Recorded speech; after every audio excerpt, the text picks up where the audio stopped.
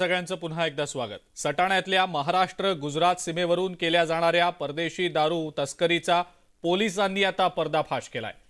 एका कंटेनरमधून तब्बल 12.25 लाख रुपये किमतीच्या विदेशी दारू साठ्यासह 24 लाख रुपयांचा मुद्देमाल जप्त करण्यात आलाय। या प्रकरणी पोलिसांनी एका आरोपीला अटक केली आहे।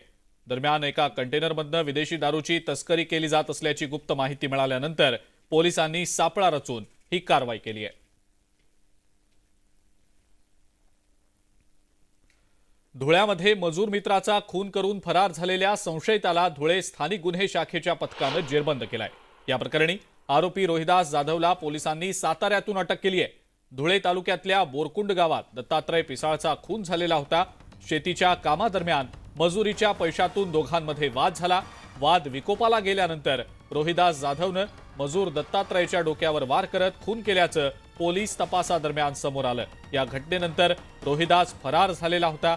मात्र अखेर स्थानिक गुन्हे अन्वेषण शाखेच्या पथकाने रोहिदासला साताऱ्यातनं अटक केली आहे।